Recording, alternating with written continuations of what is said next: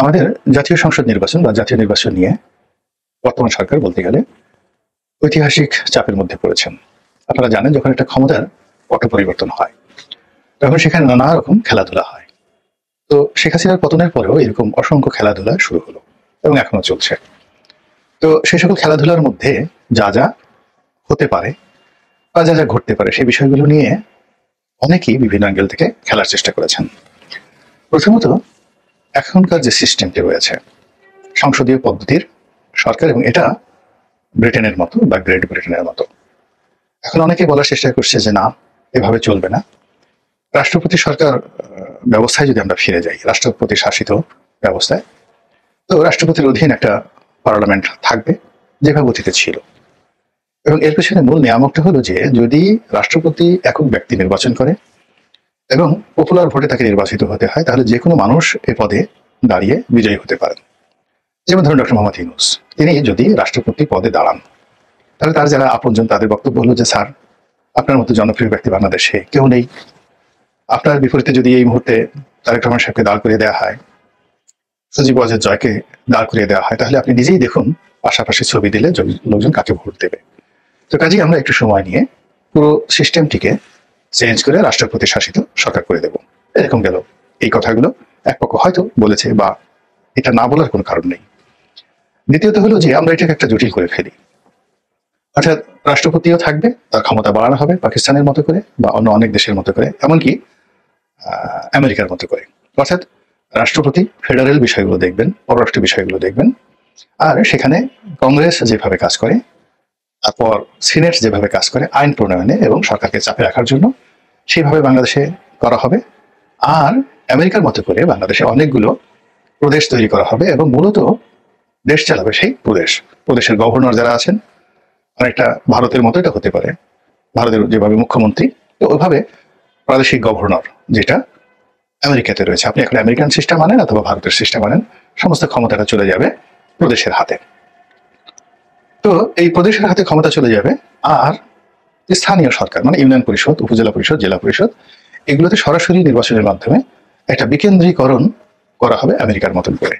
আর এগুলোতে যদি আমরা এই কাজগুলো যদি আমরা করি, অনেক সময় লাগবে এবং ভবিষ্যতে আওয়ামী লীগ, বিএনপি এই দলগুলো আর থাকবে না। এখানে অনেক ছোট ছোট স্থানীয় দল তৈরি হবে, স্থানীয় ব্যক্তি তৈরি হবে, আর পানি ঘোলা হয়ে যাবে। ভালো কথা। এবং এই কাজ করার জন্য, সংস্কার করার জন্য যথেষ্ট সময় নেবে।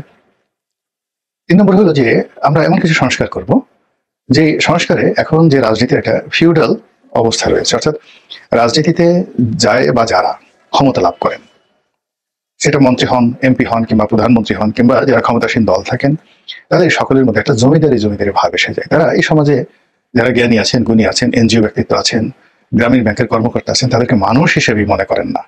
এদেরকে একটা শিক্ষা দেওয়া দরকার, শেখা দেওয়া দরকার। তো এই শেখা দেওয়ার জন্য নির্বাচন ব্যবস্থাটিকে জটিল করে তুলতে হবে। কিভাবে? মনোনয়ন বাণিজ্য চলবে না, এই কথাগুলো পপুলার। এর জন্য কি করা হবে?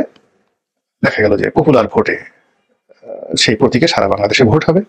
যে দলগুলো যত ভোট পাবে সেই সংখ্যানুপাতিক হারে তাদেরকে সেই কটি আসন দেওয়া হবে, সেই আসনে তারা পার্লামেন্ট গঠন করবে। এবং এইগুলো নিয়ে কয়েকদিন প্রচার প্রোপাগান্ডা আলটিমেটলি চলেছে। এবং আমাদের ছোট ছোট দলগুলো বিদায় খুশি, যারা জীবনে কখনো সংসদ সদস্য হতে পারবে না। ধরুন একটা আসনে যদি সংসদ সদস্য হতে হয়, তাদেরকে 1.5 থেকে 2 লাখ ভোট পেতে হবে। তো এরকম কোন একটি নির্দিষ্ট আসনে গিয়ে তারা যে 2 লাখ ভোট তাদের ছোট ছোট দলগুলো পাবেন, এরকম অবস্থা বাংলাদেশে এখনো গড়ে ওঠেনি। তো সেক্ষেত্রে যদি একটা প্রতীক ছেড়ে দেওয়া হয় আল্লাহর হস্তে, যাও পাখি বলো তারে সে যেন ভুলে না মরে। টেকনাফ থেকে তেতুলিয়া কত পাগল আছে না, কত পাগল আছে, সেই পাগলরা দেখা গেল যে একসাথে 5 লাখ ভোট পেল। আনুপাতিক হারে দেখা গেল তার ভাগে 2 বা 3টে সংসদ সদস্য হয়ে গেল। এবং সেই ক্ষেত্রে জনাব হিরো আলম বলেন, সেফায়েতুল্লাহ সেফু বলেন, কিংবা ওই যে প্রবাসী যারা আছে ইউটিউব করে, তারাও যদি এইভাবে একটা দল গঠন করে ছেড়ে দেয়, বাংলাদেশে দেখা গেল যে 5 লাখ থেকে 10 লাখ ভোট তারা পেয়ে গেলেন। এবং পেয়ে যাওয়ার পরে তারা সেই সংসদে এসে এক একজনে এক একটা দলের নেতা হিসেবে 8 জন 10 জন সংসদ সদস্যকে নিয়ে বিশাল একটা হাউকাউ পার্টি তৈরি করে ফেললেন। এই জিনিসগুলো নিয়ে কাজ হচ্ছে। এরপরে সংবিধান নিয়ে ভীষণ রকম একটা জগাখিচুড়ি অবস্থা তৈরি হয়েছে। এই সরকার কি সংবিধানের অধীন না সংবিধানের বাইরে? এটি কি বিপ্লবী সরকার না সাংবিধানিক সরকার? এরকম নানা কিছু কথাবার্তা হচ্ছে। সংবিধান কি পুনর্লিখন হবে নাকি সংবিধান অ্যামেন্ডমেন্ট হবে, মানে যাকে বলা হয় সংশোধন করা হবে, এসব নিয়ে নানা রকম জটিলতা করে এই গত 4 মাস ধরে এমন একটা অবস্থা তৈরি করা হয়েছে যে এখন সরকারকে কেউ আর বিশ্বাস করছে না, নো ওয়ান। দ্বিতীয়ত, বিশ্বাসের যে জায়গাটা সেটা চলে যাওয়ার পরে যেটি থাকে নির্ভরতা। সরকারের প্রতি নির্ভর করার একটা সিঙ্গেল কারণ নেই। আইন শৃঙ্খলা, অর্থনীতি, সামাজিক সংহতি থেকে শুরু করে আর যা কিছু রয়েছে সূচক, একটা রাষ্ট্রে যে সকল সূচক থাকে সেই সূচকগুলো সবই নিম্নমুখী। এবং এর কারণে কেবলমাত্র ডক্টর ইউনূস নন, তার সঙ্গে যারা যারা আছেন প্রতিটি লোক, এমনকি এই জুলাই আগস্ট বিপ্লবে যারা আমাদের নয়নমণি ছিলেন, যাদেরকে দেখলে আমাদের হৃদয় বিগলিত হতো, যাদেরকে স্পর্শ করার জন্য আমাদের যাকে বলা হয় মন উথাল পাতাল করতো, সেই সোনার ছেলেরা, সমন্বয়ক যারা, তাদেরকে নিয়ে এই 4 মাসে যত বিতর্ক হচ্ছে এবং যত বাজে কথা হচ্ছে, এগুলো ছাত্রলীগদেরকে নিয়েও হয়নি। এবং এদেরকে এই সরকারের 4 মাসের এরকম দোদুল্যমানতা, কর্মহীনতা এবং অস্বস্র এবং অস্পষ্ট কথাবার্তা এবং চিন্তা, লক্ষ্যহীন চিন্তা চেতনার কারণে এই যে আমাদের সোনার ছেলে যারা আছেন, তারা এখন বিভিন্ন টেলিভিশন টকশোতে গিয়ে অঝরে কাঁদছেন। এই কারণে তারা বুঝতে পারছেন যে তাদের পরিণতি কোন পর্যায়ে যাবে এবং জনরোষ কোন পর্যায়ে চলে গিয়েছে। তো এই যে অবস্থা, এই অবস্থার কারণে কি হচ্ছে, দেশের বিভিন্ন রাজনৈতিক যারা শক্তি, তাদের মধ্যে প্রতিনিয়ত ভাঙাচোরা হচ্ছে, প্রতিনিয়ত বন্ধুর পরিবর্তন হচ্ছে। পদার্থ যারা ফিজিক্স নিয়ে লেখাপড়া করেন, আপনারা জানেন যে পদার্থের মধ্যে প্রতিনিয়ত একটা ঝড় বয়, ইলেকট্রন, প্রোটন এবং নিউট্রন। নিউট্রনকে কেন্দ্রে রেখে ইলেকট্রন এবং প্রোটন প্রচন্ড বেগে ঘুরতে থাকে এবং সেই ঘূর্ণির কারণে পদার্থের কখনো ক্ষয় হয়, আবার পদার্থের কখনো জয় হয়। এখন আমাদের যে সরকার, সেই সরকারের যে পদার্থ রয়েছে, সেই পদার্থের মধ্যে নানা রকম ঘূর্ণিঝড় বইছে এবং সেই ঘূর্ণিঝড়ের কারণে রাজনৈতিক দলগুলো কখনো তাদের বন্ধু হচ্ছে, কখনো তাদের শত্রু হচ্ছে। রাজনৈতিক দলগুলো কখনো তাদের কাছে যাচ্ছে, কখনো আবার দূরে চলে আসছে, কখনো তাদেরকে কেন্দ্র করে ভালো ভালো কথা বলছে, আবার কখনো তাদের বিরুদ্ধে কথা বলছে। এবং এই জায়গাতে বাংলাদেশের একেবারে বৃহৎ দল বিএনপি থেকে শুরু করে ছোট ছোট দলগুলো যারা রয়েছে, তারা কেউ বাদ যাচ্ছেন না, মানে তারাও বিশ্বাস করতে পারছেন না। আর এটা শুধুমাত্র যে সরকারের সাথে রাজনৈতিক দলের যে সম্পর্ক তা নয়, রাজনৈতিক দলের প্রথমত নিজেদের মধ্যে ইন্টারনাল ক্ল্যাশ সেটাও প্রকট হয়ে পড়েছে। আর পারস্পরিক ক্ল্যাশ, মানে এবি পার্টির সাথে ধরুন জামাতের সাথে ধরুন হেফাজতের সাথে ধরুন চরমোনাইয়ের সাথে ধরুন আহলে সুন্নাত ওয়াল জামাতের সাথে ধরুন আরো অনেকের, যেটি গত 3 মাস আগে কল্পনায় করা যেত না। 3 মাস আগে মনে হতো সবাই ভাই ভাই, কিন্তু এখন কেউ কাউকে আর বিশ্বাস করছে না এবং কোনো ঐক্য হচ্ছে না। আজ এক নেতা আর এক নেতার বাসায় যাচ্ছেন, কর্মীরা মহাখুশি, কালকে আবার দেখা গেল সেই 2 নেতা পরস্পরের বিরুদ্ধে বক্তব্য দিচ্ছেন। লন্ডন থেকে তারেক রহমান সাহেব এই একবার সরকারকে যৌক্তিক সময় দিচ্ছেন, আবার বলছেন যে নির্বাচন কবে হবে। এই সার্বিক অবস্থার মধ্যে পড়ে এই সরকার যদি কিন্তু এটা ওটা বিভিন্ন কথাবার্তা বলে এই নির্বাচনটিকে অস্পষ্ট করে তুলেছে। কিন্তু অতি সম্প্রতি কন্ডিশনালি ডক্টর মোহাম্মদ ইউনূস একটা ভাষণ দিয়েছেন এবং সেই ভাষণে তিনি বলেছেন যে নির্বাচন 2025 সনের শেষের দিকে, অর্থাৎ ডিসেম্বর মাসে হতে পারে, অথবা 2026 সনের এপ্রিল মে, অর্থাৎ বড় জোর এপ্রিল মে বা জুনের মধ্যেই নির্বাচন হতে পারে, এইরকম একটা ইঙ্গিত তিনি দিয়েছেন। এবং সেখানে তিনি বলেছেন যদি বা কিন্তু, মানে এটা যদি হয় তাহলে হবে, এটা না হলে এটা হবে, এইভাবে যদি কিন্তু তিনি সংযোগ করেছেন। এবং তার এই কথার মধ্যে যথেষ্ট চালাকি আছে, যথেষ্ট মারপ্যাচ আছে এবং যথেষ্ট এখানে অন্য চিন্তা করার হেতু আছে। ফলে কি হলো, কেউ তাকে বিশ্বাস করছে না ঠিক আগের মতন করে। এখন ধরুন সরকার সত্যিকার অর্থেই, আমি ধরে নিলাম যে একেবারে ধর্মপুত্র যুধিষ্ঠিরের মতো সত্য কথা বলেছেন এবং তিনি যে জবান দিয়েছেন, তিনি এমন সত্যবাদী, এমন যদি হয়ে যায়, সে যদি মরেও যায়, তাহলে তার সেই জবান থেকে তাকে কেউ মানে ফেরাতে পারবে না। ডক্টর মোহাম্মদ ইউনূস কি জানেন ব্যক্তিত্ব, তিনি তো বিশ্ববিজয়ী, মানে যাকে বলা হয় সত্যবাদী, নোবেল বিজয়ী। তিনি কথা দিয়ে কথা রাখেন, তার কথার অন্যথা হয় না। এরকম যদি আপনি বিশ্বাস করতে চান, এবং সেই ক্ষেত্রে ধরুন 2025 সনের ডিসেম্বর মাসে নির্বাচন হবে। তো ডিসেম্বর মাসে নির্বাচন যদি হয়, তাহলে আপনি 2 মাস আগে নির্বাচনের তফসিল যদি ঘোষণা করা হয়, সেই নির্বাচনের তফসিল ঘোষণা করা হবে ডিসেম্বর থেকে আরো 2 মাস এগিয়ে আসেন, নভেম্বর, অক্টোবর, সেপ্টেম্বর মাসে ধরুন তফসিল ঘোষণা করা হবে। সেপ্টেম্বর মাসে যদি তফসিল ঘোষণা করতে হয়, তাহলে ভোটার তালিকা হালনাগাদ করা এটা সম্পূর্ণ করতে হবে জুলাই মাসের মধ্যে, কারণ এই হালনাগাদ করার পর সেগুলো প্রিন্ট হবে এবং সেগুলো সবকিছু করবে, অর্থাৎ জুলাই, আগস্ট, সেপ্টেম্বর 2 মাস দিতে হবে করার জন্য।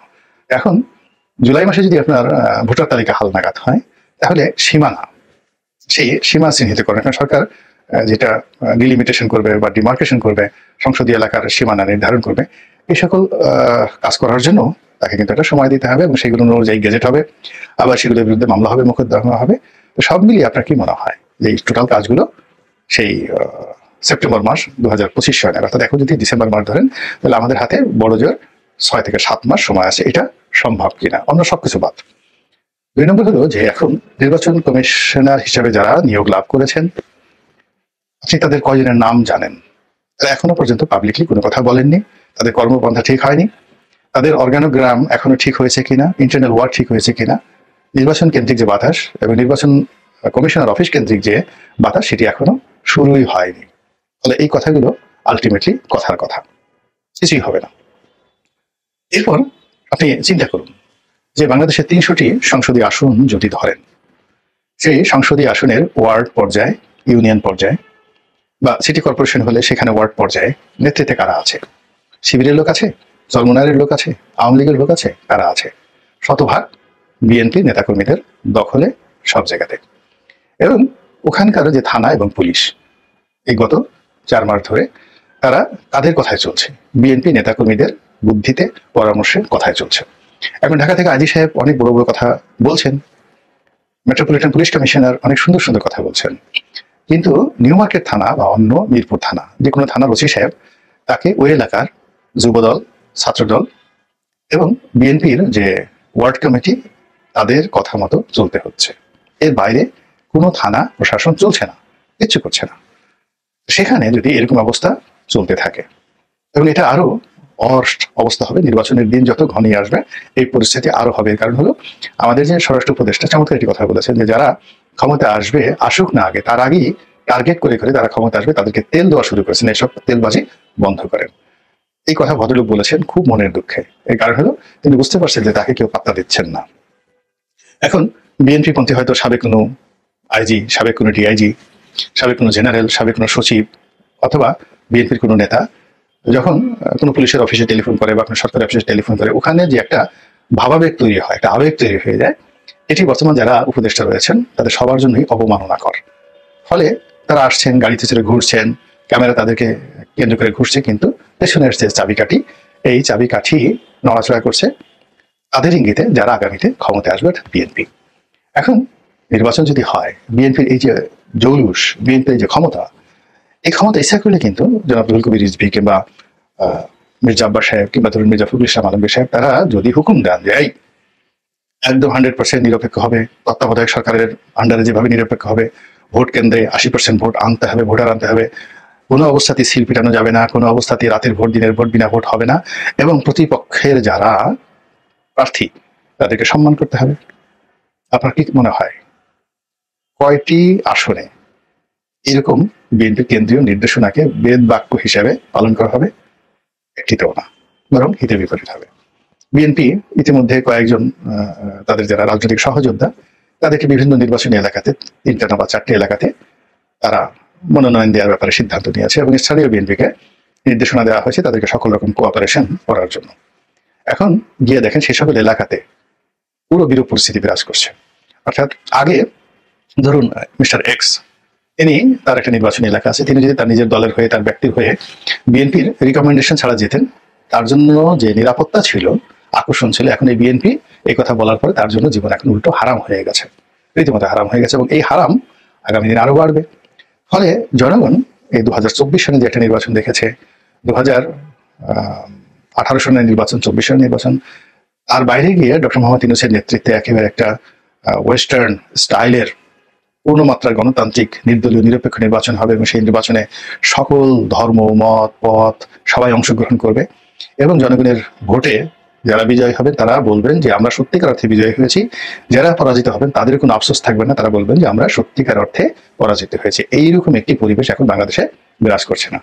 ফলে ইলেকশন এখন না হলেও বিপদ, ইলেকশন হলেও বিপদ, এবং এই বিপদ বিপত্তির মূল কারণটা হলো যে প্রথম দিন থেকে বাসর রাতে এসে যেভাবে বিড়াল মারে, প্রথম রাত থেকে এভাবে এই সরকার সেই বিড়ালগুলো মারতে পারেনি। আল্লাহ আমাদের সবাইকে হেদায়েত দান করুন এবং হেফাজত করুন। আসসালামু আলাইকুম ওয়া রাহমাতুল্লাহি ওয়া বারাকাতুহু।